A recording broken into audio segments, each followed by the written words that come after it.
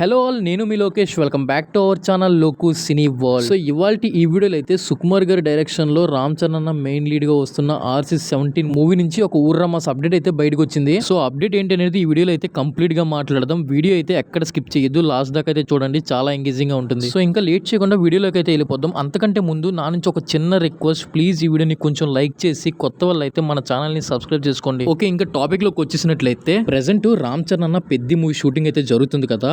After ఈ movie మొత్తం release అయిపోయాక అప్పుడు వెంటనే RC-17 మూవీ షూటింగ్ అయితే స్టార్ట్ అయిపోతుంది. సో దీంట్లో అయితే ఏ మాత్రం డౌట్ లేదు. ఇంకెందుకు పనిలో పని రామ్ చరణ్ అన్న లైనప్ కూడా చెప్పేస్తాను, మీకు అప్పుడు ఏ డౌట్ ఉండదు. ఫస్ట్ అయితే బుచ్చిబాబు గారితో RC-16 రాబోతుంది. నెక్స్ట్ సుకుమార్ గారితో RC-17 ఉండబోతుంది. ఆ నెక్స్ట్ ప్రశాంత్ నీల్ తో RC-18 అయితే ఉండబోతుంది. దాని తర్వాత కాలీవుడ్ డైరెక్టర్ లోకేష్ కనగరాజ్ తో కూడా ఒక మూవీ ఉంది. నెక్స్ట్ సందీప్ రెడ్డి వంగతో కూడా ఒక మూవీ ఉందంట. ఇదైతే కన్ఫర్మ్ కాదు, బట్ బయట అయితే టాక్ ఉంది. ప్రస్తుతానికి ఇవే అనమాట మన mega global star Ram Charan అన్న మూవీ లైనప్స్. అయితే మేబీ ఈ లైనప్స్ అటు ఇటు కావచ్చు, కానీ కన్ఫర్మ్ గా RC-16 మూవీ అయిపోయాక RC-17 మూవీ స్టార్ట్ అవుతుంది. అండ్ ఈ RC-17 లో కూడా హీరోయిన్ గా రష్మిక మందనని తీసుకుంటారని చెప్పి అప్పుడు అనౌన్స్మెంట్ టైంలోనే ఒక బజ్ అయితే నడిచింది. సో ఇంకా ఈ మూవీ షూటింగ్ కి చాలా రోజులు టైం ఉంది కాబట్టి మేబీ రష్మికని కన్ఫర్మ్ చేస్తారో ఆర్ ఎల్స్ రీప్లేస్ చేస్తారో అప్పుడు చూద్దాం. సో ఇదైతే మెయిన్ అనమాట. త్వరలోనే దీనికి సంబంధించి కూడా అఫీషియల్ అప్డేట్ అయితే రాబోతుంది. అదేంటంటే ప్రెసెంట్ సుకుమార్ గారు ఈ RC-17 మూవీ స్క్రిప్ట్ వర్క్ అంతా ఆల్మోస్ట్ అయితే కంప్లీట్ చేసేసారు. అండ్ త్వరలోనే మూవీ టీం నుంచి